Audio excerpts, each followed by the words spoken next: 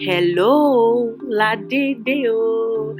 Hello, guys. Welcome to my channel. My name is Lade. Today is a local something. Local. Okay, can you type local in the comments if you're with me? So, if you watched the vlog where I went to buy some new yam, where I talked about the new yam festival and all of that, I asked you guys that what goes best with pounded yam, and you guys said egusi soup.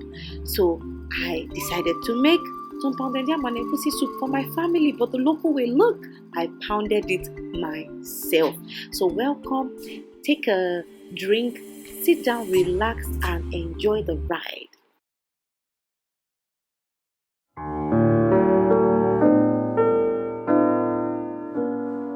Say hello.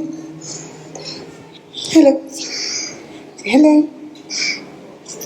On this very beautiful day that the Lord has made, we rejoice and we are glad in it.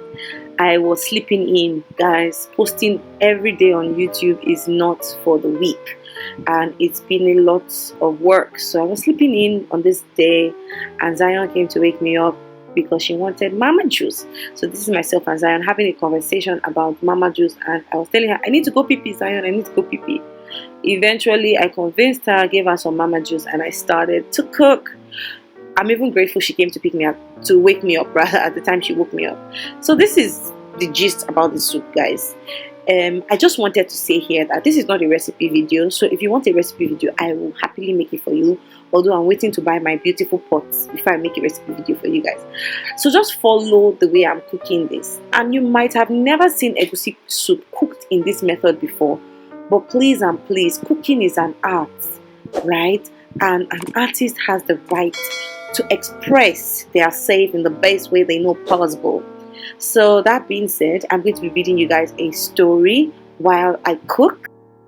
And in the end, I'm going to come back to conclude the video. So enjoy my story with me. If you have any questions about this recipe, tell me in the comments. And I want you to join me in believing God for a new set of granite non-stick pots. Because, guys, the recipe videos are going to be back to back. Okay. Her motherhood. A man's work is clear-cut. He knows when it begins and he knows when it ends. He understands when he's successful and what he does and when he's not. And he knows from his paycheck what his value in the marketplace is. A woman whose main occupation is being a mother doesn't know any of these things. She labors for long hours, days and nights, because the work is never done. There are no sick days off. There is no place to go if she wants to resign. She finds herself in a highly skilled profession, yet she is given only on-the-job training. She often can't see the fruit of her labor, and she won't really know whether she's a success for about 25 years after the job begins. And the pay is quite nebulous, if not non-existent, even though the benefits are great. In my survey of wives, women voted motherhood as one of their top 3 needs for prayer, just under prayer for their spirits and for their emotions. They said that one of the most worrisome aspects of parenting is finding the successful balance between being a good mother and being a good wife.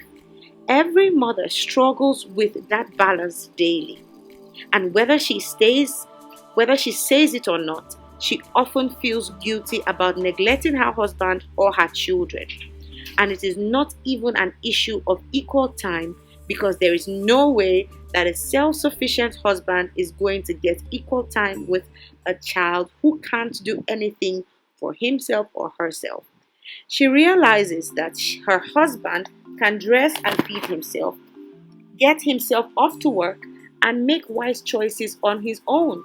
But her children need her for everything, and the younger they are, the more they need her. And opposite of most other jobs, she cannot successfully delegate much of it to someone else. This is to men now. It says your wife needs your prayers to help her find that balance. When she does, it will not only be better for her, but it will bless you and your children in countless ways. Your prayers will also help lift the heavy burden of raising children off your wife's shoulders before that momentous job becomes worrisome and overwhelming. Most importantly, God will work through your prayers to give her peace in the process, and she must find His peace within herself while she's raising her children. Because if she doesn't, she won't survive when they grow up and leave the home. Your prayers for her as a mother can make the difference in whether her responsibilities become a daily grind of dirty work or a life-giving labor of love. Dads have guilt too. Every man I know wants to be more involved in his child's life and suffers the guilt when his work occupies too much of his time. Of course, it's important for a man to work and support his family. In fact, it's admirable. Men are often not applauded enough for all they do to provide a secure and safe place for their families. There is great pressure on men to be and do everything successfully, and there is a deep sense of failure when they don't feel they are living up to their own or others' expectation of them. That's one of the reasons why this author wrote The Power of a Praying Wife. She said that she knows men need the support from their wives' prayers. With all that said, she wants to encourage you as a father to know that your presence in your home is vital, important. It's more important than you probably realize. When you are at home, it gives your wife and children a sense of security, strength, and love. And in addition to that, if you spend a few minutes of undivided attention a day with your children, looking each of them in the eye and talking to them about their lives in an encouraging way, it enables them to believe in themselves as valuable. You have no idea how important your approval is to your family. Have you been enjoying that story? Well, I'm reading from Stormy O'Martin's The Power of a Praying Husband. And this is Zion, just bothering me for Mama Juice. Guys, how do I wean Zion off my breast? Because that has been a very big challenge for me. And I'm mostly worried about me being sick, because when I stopped Zoe from breastfeeding, for about 3-4 days, I was very sick and I couldn't get any work done. And because I'm posting daily and because I'm really busy, I can't afford to be sick. That's why I can't afford to stop her from breastfeeding.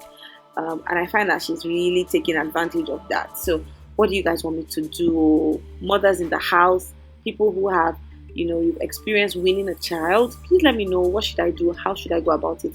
Especially when it comes to my own health. Few moments after breastfeeding Zion, the yam is soft enough. And now, before we start to pound the yam, this is what a mortar looks like. And guys, you have to clean it with hot water. You don't use any soap on this. You are not supposed to use any soap on this because the wood absorbs whatever you use. So if you use soap in it, then whatever you do inside will be tasting soapy or smelling soapy. So this is me just using a thong to clean inside of it, and this is just a sponge that doesn't have any soap in it. So this is hot water, the sponge, and then the thong, and I clean it thoroughly, rinse it out, and then do it another time with the hot water, and then that mortar and pestle are ready for use. Let's go back to our reading.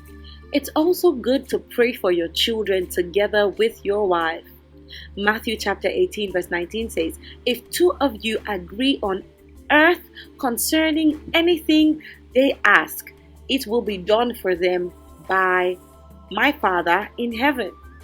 If one can put 1,000 to flight, but two can put 10,000 to flight," that's Deuteronomy chapter 32 verse 30, "then praying for your children with your wife is powerful. Ask your wife for any insight she has into each child. She sees so much more than you that you may not have the time to notice. She knows their struggles, their weaknesses, their strengths, and she wants you to know them too. It will give your wife the greatest peace, confidence, and joy to know that you are a praying husband.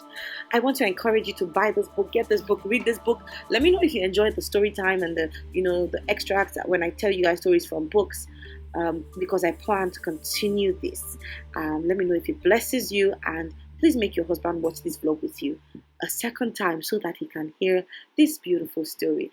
And of course, take time to cook good food for your husband. So I made food for my husband, and guys, he devoured this food. And can you imagine that after making this really, really amazing food, although I ate with him, because I do eat with my husband, but I just really had the craving for gari, so I had some gari and granuts as my actual main meal after stealing a few morsels of pounded yam from my husband.